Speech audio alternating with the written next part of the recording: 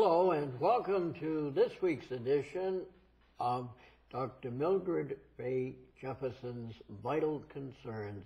I'm Connie Murphy, and it's a great pleasure to have a president as a guest. Welcome, Ann Fox, President of Massachusetts Citizens for Life. Thank you, Connie. For those few who may not know you, Ann, maybe you'd like to tell us a bit about yourself, your family, and some of the activities you've been involved with concerning pro-life. Well, I've been active in pro-life since right after the Supreme Court decision, and I've done all of the different volunteer jobs there are to do, and being president is a huge honor, and it gives me a chance to work with so many pro-life people. Mm-hmm.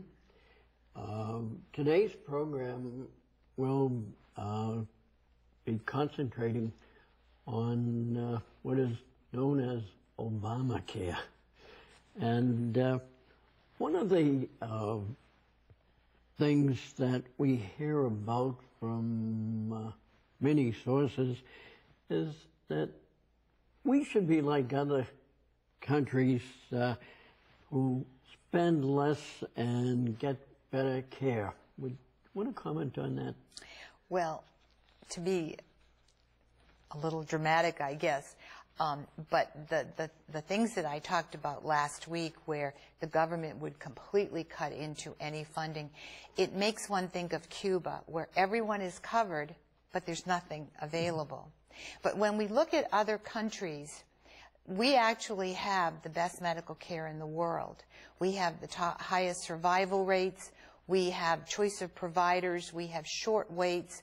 We have the most R&D of any country. Now, what happens is the World Health Organization ranks the countries, and they don't rank only or at all hardly by how long you have to wait, whether you can get a specialist, whether you can choose the doctor you want, those kinds of things. What they do, they look at the countries that agree with them philosophically, and they up their ratings.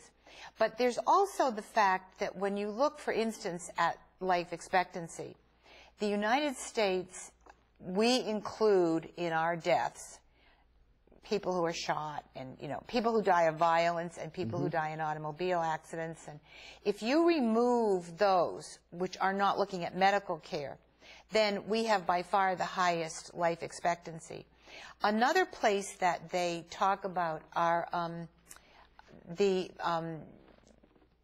how we do with the babies. What is the survival rate for babies?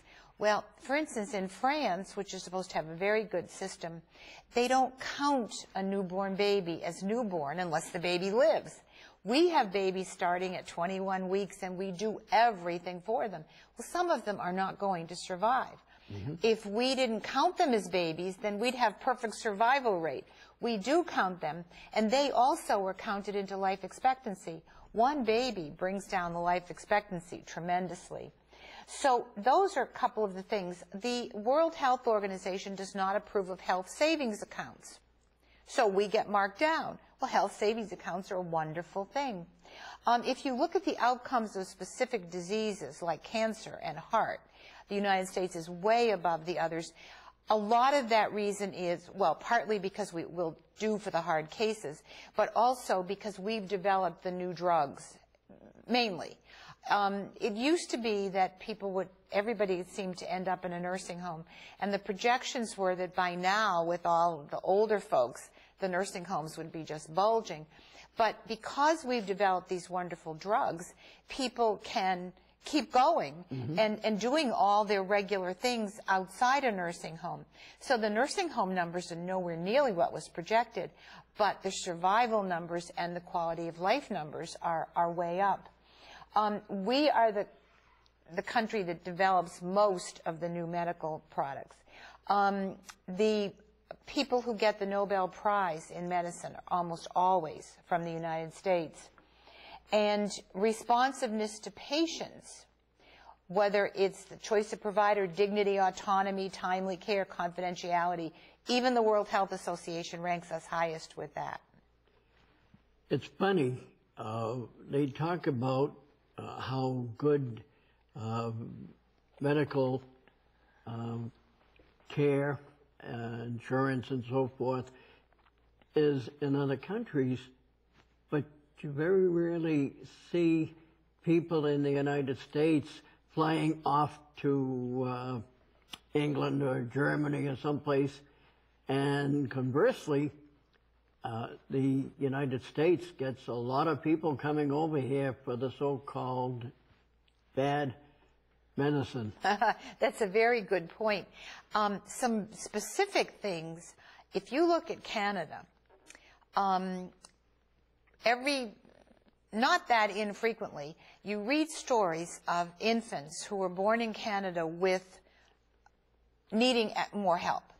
And the Canadian hospitals are not qualified. So Detroit and places that we don't even think of as that great, in this case, it's the government who flies these babies in to be cared for.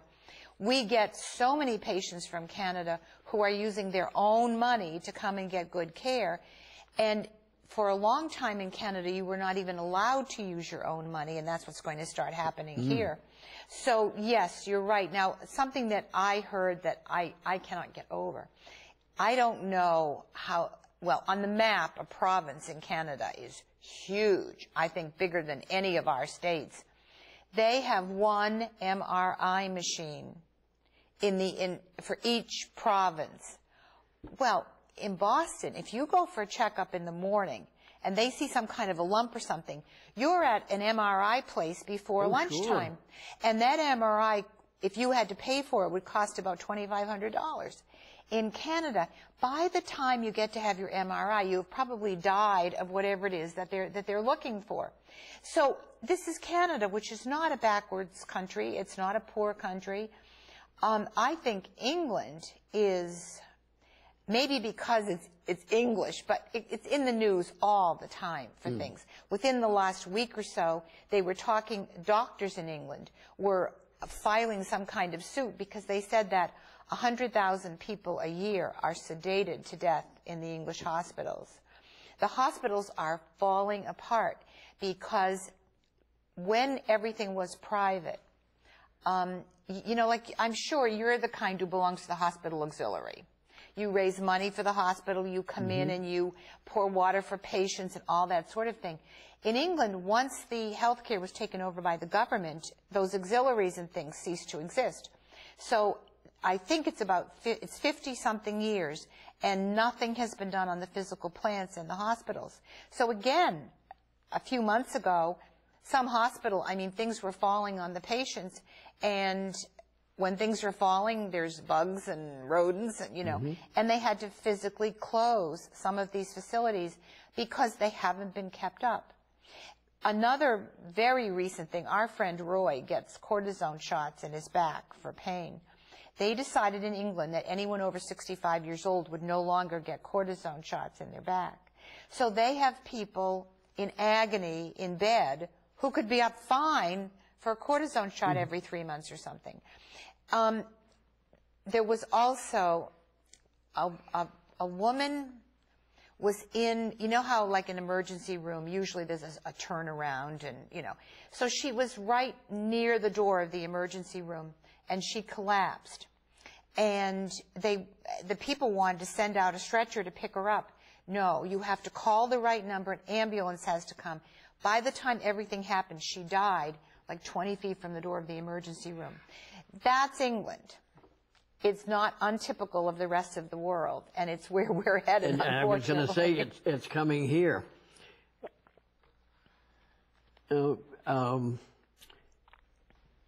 We need to talk as much as we can about the Obamacare and what effect it already has on us, but more importantly, the future effect. And 2014, 2015 will be here in the blink of an eye. Maybe we should... Oh, yes, because it was first passed 2 years ago. And there definitely have been some things already. It has had a huge effect on insurance companies. They have had to retool to match up with the requirements, and that means that there's much less choice in insurance companies. It means that a lot of, I'm not sure of the terminology, but if you're forced to be on Medicare from age 65 on, you can purchase supplementary insurance. Much of that has been changed, cut back. For instance, your idea of supplementary insurance would seem, if Medicare doesn't cover something, that, well, I paid for supplementary insurance, so it should cover it. There's none of that anymore. If Medicare doesn't cover it, you could have a gold-plated supplementary and nothing will cover it. So we're already being affected that way. I mentioned last week, but I need to mention it again. Like, we have in our office a young man who works for us, who has a wife and children, and his medical insurance is almost as high as his salary. Now, we pay for it, so, you know, but that shouldn't be. There's no need for that. And what's happening is they're cutting on old people. $550 billion is not going to be there. And yet the young people are paying higher premiums. So there's quite a question there.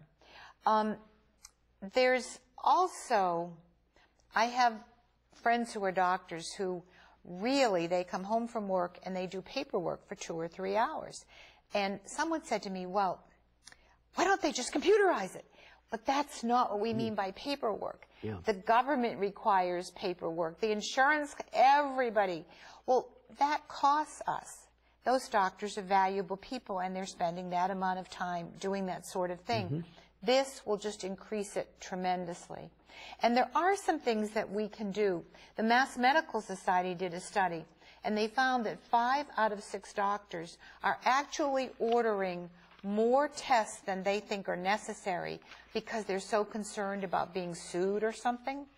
Well, then instead of going along and changing everything and increasing the things that don't work and all that, why not just make it harder or impossible to sue doctors? Then they wouldn't be sending for all these extra tests. So there are many things that we can do. Everything isn't perfect. There's a lot of waste. But what we've done, we've said there are some things that are wrong, and we have then decided to do more of the wrong things instead of changing the things that are wrong. And just another example, there are people who don't leave a job because they are afraid of what would happen with their health care. Well, your job doesn't pay for your automobile insurance. Why not, what it's costing the company to pay for the insurance, pay the employee that extra, let the employee choose to buy insurance wherever he wants. It used to be that way. I think it was Nixon had price controls, and so if I wanted to hire you, I couldn't pay you more than what somebody else would pay you, so I would give you better health insurance. Before that, people were paid more. They had it themselves. They could decide. Then if they changed jobs, it would go with them. If they had particular needs, if they wanted an insurance company that didn't cover certain things or whatever, they could go and shop and find that company and then take it with them when they went. This way, people's choices are becoming more and more limited. It's unusual to have an omnipotent government force its will on the people. For instance, there was a time, and I forget when the U.S. Constitution was repealed, but it must have been, because the government says that you can't live your life as you want to or would under freedom of religion. The government is forcing people to go against their own moral code of ethics by forcing them to do things under the Obamacare. That's the key. Where does the authority come from for the government to do that? From Obamacare. Where do much higher interest rates for student loans come from? Obamacare. If you sell your house, you have to pay a sales tax on it. Where does that come from? Obamacare. There's something like 13 new taxes that have nothing to do with medical care in Obamacare. Well, Nancy Pelosi said, we don't want to read it. We'll find out what's in it after we pass it. And that was 20,000 or something pages. Within the last few weeks, a headline came out, the IRS, who will be the enforcement agent of your health care, 100,000 pages of regulations. They are hiring, that's where the money's going, the $550 billion that isn't going to Medicare. It's going to hire new IRS agents. And the interesting thing about it is that they are saying, well, everyone has to buy health insurance, but the insurance companies have to take someone with a pre-existing condition. Well, let's look at Massachusetts, because we have that in Massachusetts. What do I want to say? If you don't do it, it's not very expensive. So it's much cheaper to pay the little fine than it is not to get insurance.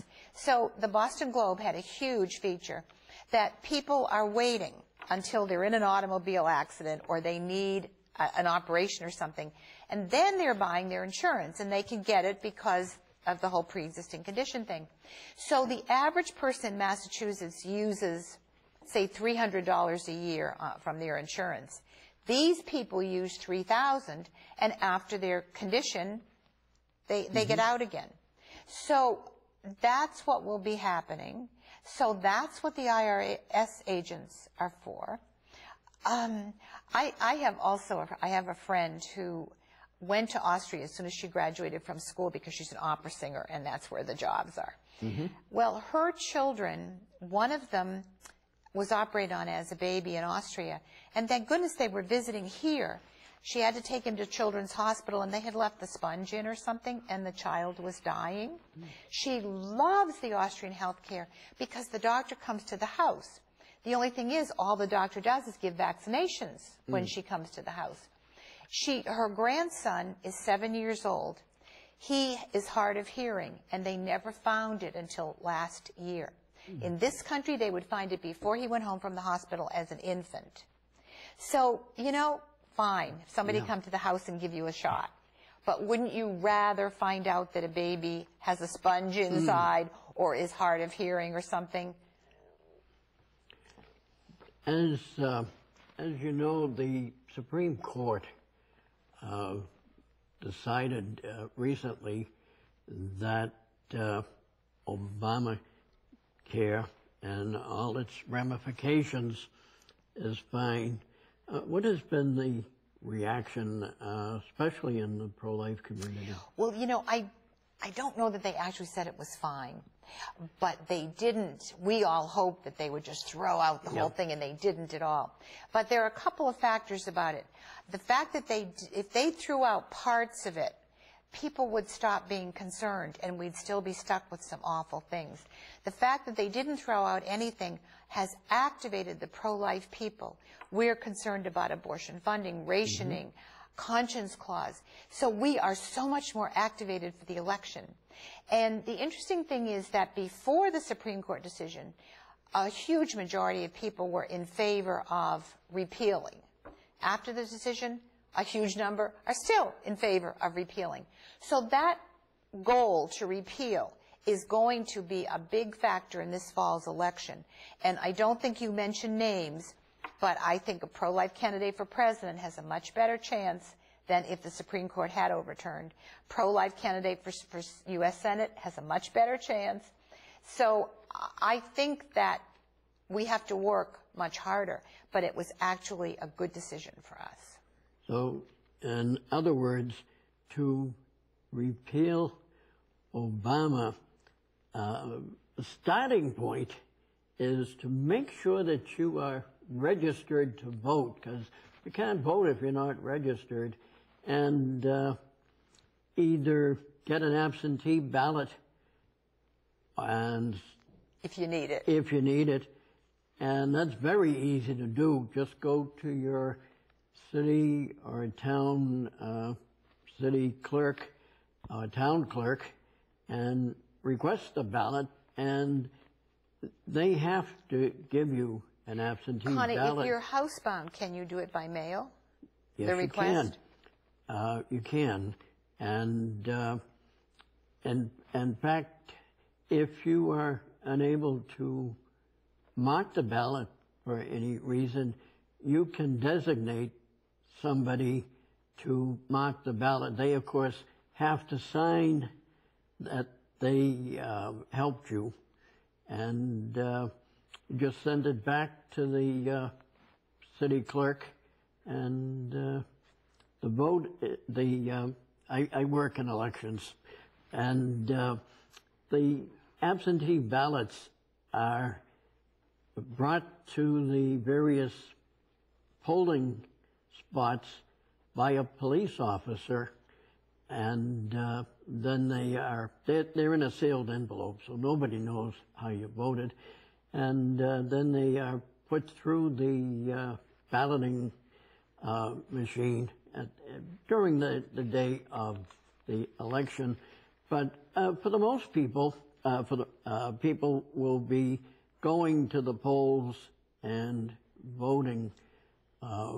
We can't obviously tell you who to vote for, but it behooves people, even in a local small mayoral election, find out who the candidates are, what they stand for, and so forth. But more importantly, in a presidential or a Senate or representative race, do the same thing. And you can't go by campaign propaganda.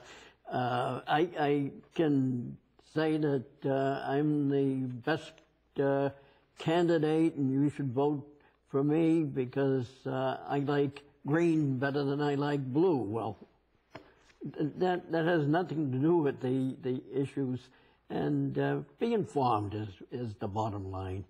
I think this fall, the candidate who wants to repeal Obamacare is the candidate I was just going with. We have a few minutes left, and maybe you'd like to tell us about some of the events coming up at Mass Citizens for Life, including a certain dinner in October. Well, we have our annual banquet coming up on October 19th at Lantana in Randolph. And we're very fortunate to have Professor Mary Ann Glendon from Harvard Law School speaking. She's also the former ambassador to the Vatican, and she has published many books, many of them dealing with pro-life and those kinds of issues. And we also are giving the Francis Schaeffer Award to Chai Ling, who is the founder of All Girls Allowed. She was one of the leaders of the students in Tiananmen Square. She now lives in this country. She has all kinds of graduate degrees and is founding businesses and everything. And when she was in China, she had no idea about she just didn't think about the forced abortions. It's just part of the whole situation. Now there are No Girls Allowed, goes in and helps women who are expecting daughters, helps parents of girls keep the girls, not have to give them away, helps them to get their education. So they help families of girls from pre-birth right through college. So they're doing a wonderful job. How are they able to do this against the Chinese government? I don't know if you should be asking that on television, Connie. Yeah. I just know that they have a lot of contacts in the country, and they're just able to help people directly, one-on-one. The time has run out, Ann. We would like to thank Ann Fox, the president of Massachusetts Citizens for Life, for joining us today. And there is an open invitation to come back for future programs. Thanks, Connie. This is Connie Murphy. Thank you for joining us today for Dr. Mildred Fay Jefferson's Vital Concerns. Join us next time.